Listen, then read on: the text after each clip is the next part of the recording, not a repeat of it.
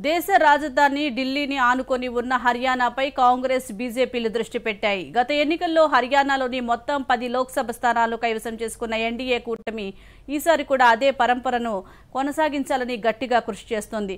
దేశ రాజధాని ఢిల్లీని ఆనుకొని ఉన్న హర్యానాపై కాంగ్రెస్ బీజేపీలు దృష్టి పెట్టాయి. గత ఎన్నికల్లో హర్యానాలో మొత్తం 10 లోక్సభ స్థానాలను కైవసం చేసుకున్న ఎన్డీఏ కూటమి ఈసారి కూడా అదే పరంపరను కొనసాగించాలని గట్టిగా కృషి చేస్తోంది. అటు కాంగ్రెస్ కూడా వీలైనన్ని ఎక్కువ స్థానాల్లో విజయం సాధించేందుకు ముమ్మరంగా ప్రచారం చేస్తోంది. ప్రధాన సామాజిక వర్గమైన జాట్లు ఈ ఎన్నికల్లో ఎవరికి ఓటేస్తారనేది అందరిలో ఆసక్తిగా మారింది. మరిన్ని వివరాలు చూద్దాం.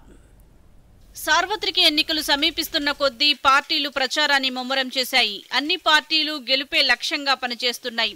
హర్యానాలో కాంగ్రెస్, బీజేపీ నువ్వా నేనా అన్నట్లుగా ఉన్నాయి. వీటితో పాటు జేజేపీ, ఇండియన్ లోక్ దళ్ వంటి ప్రాంతీయ పార్టీలు కూడా ప్రధాన పాత్ర పోషిస్తున్నాయి. హర్యానా ముఖ్యంగా వ్యవసాయ ఆధారిత రాష్ట్రం. ఇక్కడ రైతుల్లో మెజారిటీలు జాట్ సామాజిక వర్గానికి చెందినవారే. గెలుపోటములను ప్రభావితం చేయగల సామాజిక వర్గం ఇది. 1966లో రాష్ట్రం ఏర్పడినప్పటి నుంచి హర్యానాలో జాట్లే చక్రం తిప్పుతున్నారు. రాష్ట్రంలో జాట్లు 26% నుంచి 28% వరకు ఉన్నారు. 58 ఏళ్ల రాష్ట్ర చరిత్రలో 33 ఏళ్ల పాటు జాట్ నేతలే సీఎంలుగా ఉన్నారు. రాష్ట్రాన్ని దేవీలాల్, బన్సీలాల్, భూపేంద్ర సింగ్ హుడ్డా లాంటి జాట్ నేతలే 10 ఏళ్ల కిందటి వరకు శాసించారు. రాష్ట్రంలో పంటలకు కనీస మద్దతు ధరపై చట్టంతో పాటు రైతుల సమస్యల పరిష్కారం కోసం ఆందోళనలు సాగాయి. కేంద్రం, రాష్ట్రంలోని బీజేపీ ప్రభుత్వాలు వారి నుంచి తీవ్ర ప్రతిఘటనను ఎదుర్కొన్నాయి. కొన్ని చోట్ల ప్రచారానికి వెళ్లిన అభ్యర్థులకు నిరసనలు కూడా వ్యక్తమయ్యాయి. దీంతో లోక్సభ ఎన్నికల్లో జాట్లు ఎటుమొగ్గు చూపుతారనేది ఆసక్తికరంగా మారింది.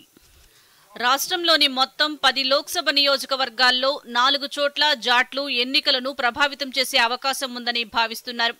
ఇందులో 2 చోట్ల కాంగ్రెస్ నుంచి వచ్చిన అశోక్ తన్వర్, నవీన్ జిందాల్లకు బీజేపీ టికెట్లు ఇచ్చింది. తమ ఆందోళనల పట్ల కేంద్రం నిర్లక్ష్యం చూపుతుందనే కోపం హర్యానా జాట్లలో మొదట్లో కనిపించినప్పటికీ అది క్రమంగా తగ్గుతోంది.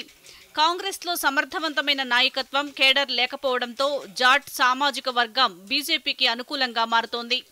మరోవైపు రాష్ట్రంలో ఇటీవల జరిగిన రాజకీయ పరిణామాల్లో జాట్లతో పాటు జాటేతరులు, ఓబీసీలు బీజేపీకి అండగా ఉన్నారు. గత 2 లోక్సభ ఎన్నికల్లో మిగిలిన అన్ని వర్గాల ఓట్లను సాధించడంలో బీజేపీ విజయవంతమైంది.